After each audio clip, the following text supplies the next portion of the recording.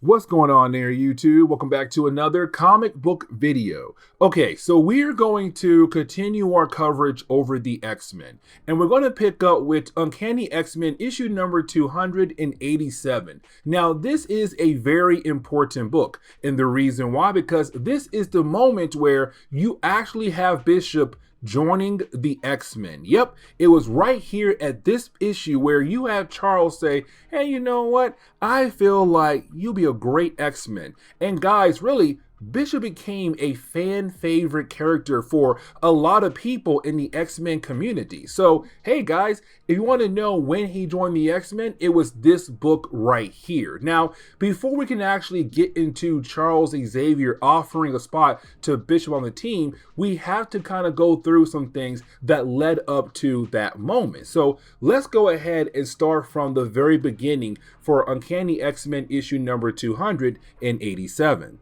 Now, something we have to remember is that Bishop comes from the future, to be more exact, 70 years in the future. Now, the only reason why he's back here in the past at this moment is because he's chasing after a certain character known as Fitzroy. Now, when it came to Fitzroy, he was a criminal from the future who escaped to the past because he has the ability to open up portals that can go, well, anywhere in time, it seems. Now, for Bishop, he had no idea that Fitzroy's portals were a one-way trip. So unfortunately, Bishop and his team, they're now stuck in the past. But when it came to Fitzroy, he also brought other inmates from the future into the past as well. And so for our Bishop guy here, he said, you know what? Let's go ahead and kill off all the inmates who came from the future who are now in the past as a way to protect the past from these crazy bad people. So Bishop and his team have been going around killing off different inmates from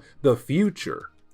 Now, something else I do want to mention is that around this time in Marvel Comics for the X-Men, you had two different X-Men teams, Gold Team and Blue Team. Let me explain. So back in the early 1990s, you had two X-Men books, Uncanny X-Men and X-Men. If you were reading X-Men, you were following Cyclops' team, the Blue Team. But if you were reading Uncanny X-Men, you were following Storm's team, the Gold Team. And so in this book, we're following Storm's team as they go out of their way to find Bishop once again.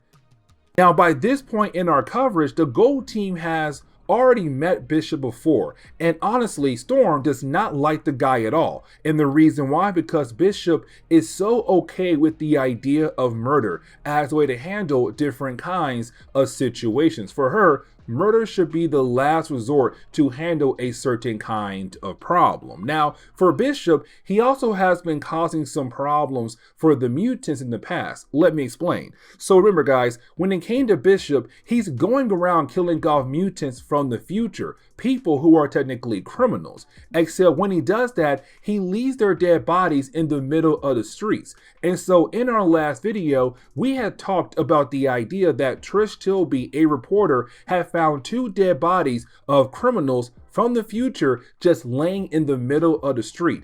But because those inmates had markings on their face, you had the public believe that those mutants belong to some kind of gang. And so to the public, they're now believing in the idea that there might be multiple gangs out there of mutants, and sooner or later, we're going to have a mutant gang war. Who knows? But either way, when it comes to the X-Men, they're hearing the latest report of Bishop and his crew right now going after a few more inmates. Now, one last thing I do want to talk about is the whole idea that Bishop team calls themselves Xavier Security Enforcers. Now, we don't know much about that whole concept just yet.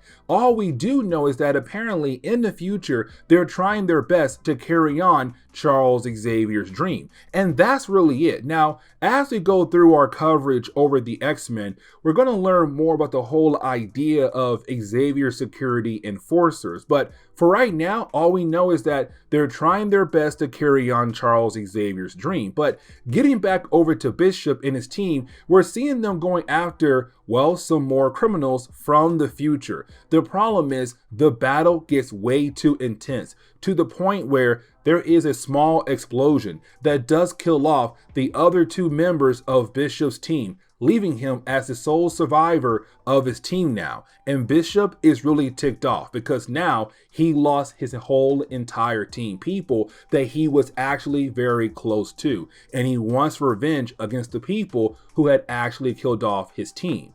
Now you do have the X-Men actually arrive just in time to stop Bishop from killing off somebody else only because he wants revenge against that person. But you didn't have Bishop being able to shoot a blast at Storm. Now that blast, it does completely miss Storm, but for a very good reason. Now, before we were able to learn about that reason, you didn't have Colossus being able to use his super strength to send Bishop flying across the room. Now, unfortunately, it does end up getting Bishop impaled by a metal pipe, but then you have Colossus realize that the blast Bishop shot earlier was to save Storm's life. You see, there was another criminal who was about to shoot Storm right out of the sky, but Bishop had saved her life. Now, once you have our heroes done talking about what Bishop did, they realize that he had escaped. But the problem is, the man's trying his best to walk away,